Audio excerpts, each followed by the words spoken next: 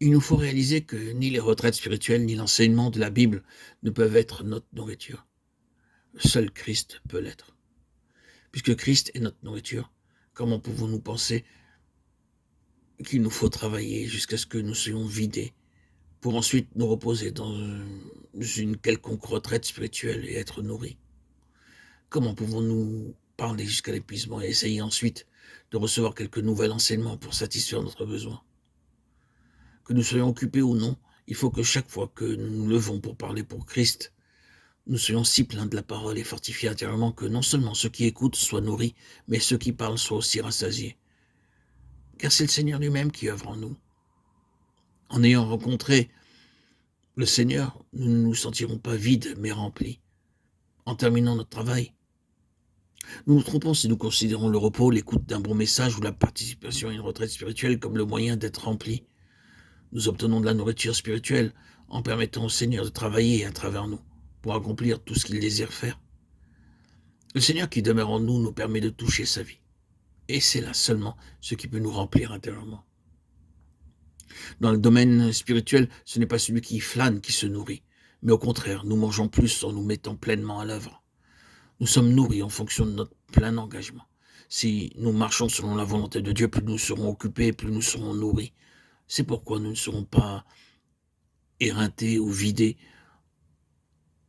en travaillant beaucoup.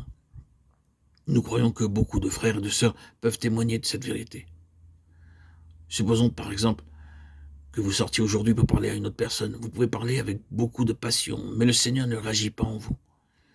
Après avoir parlé 5 ou 10 minutes, à votre grande surprise, vous commencez à ressentir que quelque chose ne va pas. Aussitôt, vous chercherez à changer le cours de votre conversation, car vous réaliserez que vous ne pouvez pas continuer dans cette voie-là. Le résultat, c'est que vous vous sentez vide lorsque vous devez finalement vous en aller. Il n'y avait rien de faux dans vos paroles ou dans votre attitude. Vous avez fait tout votre possible pour aider cette personne. Cependant, vous vous sentiez étrangement vide en prolongeant votre discussion.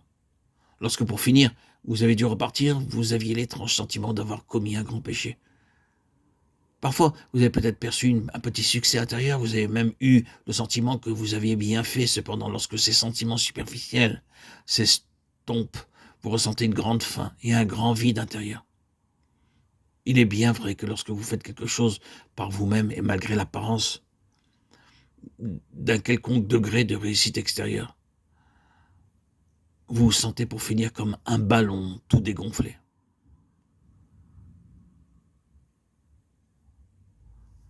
Frères et sœurs, n'avez-vous jamais eu le sentiment d'avoir couru comme battant en l'air? Si vous marchez selon vos propres pensées au lieu de suivre le Seigneur avec crainte et tremblement, et quelque bonne que puisse être votre intention, vous finirez toujours comme battant en l'air, sans énergie spirituelle, vidé, épuisé. Plus vous travaillez, moins cela a de sens pour vous. Plus vous continuez, plus vous vous sentez vide, abattu, découragé. Si on vous loue dans une telle situation, vous vous sentirez encore bien plus mal à l'aise. Vous haïrez vous-même. C'est la preuve qu'un tel travail ne nourrit pas parce qu'il ne peut pas vous satisfaire. Vous n'êtes pas selon la volonté de Dieu. Ceux qui connaissent la vraie nourriture trouvent leur satisfaction dans le Seigneur. Car Christ est le pain de vie. Lui seul peut satisfaire. Si votre travail ne touche pas Christ, alors vous vous sentirez affaibli, affamé, fatigué. Mais si vous le touchez, vous serez en contact avec la vie et avec la réalité spirituelle. Occupé ou non à un service, vous pourrez dire grâce et louange à Dieu. J'ai la nourriture à manger car le Seigneur est mon pain. Bien-aimés frères et sœurs en Christ, chers amis, vous voyez que la réponse à toute cette question ne réside pas dans les choses extérieures, par exemple, où allez-vous, que faites-vous, quel message donnez-vous, même combien de temps passez-vous dans les retraites spirituelles, mais dans le fait que vous avez touché intérieurement le Seigneur. Quiconque le touche, lui, est satisfait. Certains croyants pourront dire, puisque le Seigneur ne m'a pas appelé pour prêcher ou pour travailler quelque part, comment puis-je être satisfait? Les prédicateurs et les ouvriers ont la possibilité d'être nourris, mais beaucoup de personnes comme moi s'en vont affamées. Loué soit Dieu, ces gens-là ne seront pas affamés. Car si de tels croyants accomplissent même un simple travail comme parler avec les autres durant 10 ou 20 minutes, ou ne dire que 10 ou 20 phrases, ils se déchargeront du fardeau et seront satisfaits intérieurement. Si ce qu'ils font vient du Seigneur par sa puissance en eux, c'est le Seigneur qui donne le fardeau. Or, ce fardeau a pu être déchargé. Ainsi, les croyants expérimenteront la satisfaction et la plénitude. Lorsque nous touchons Dieu, nous obtenons la satisfaction. C'est pourquoi nous sommes nourris.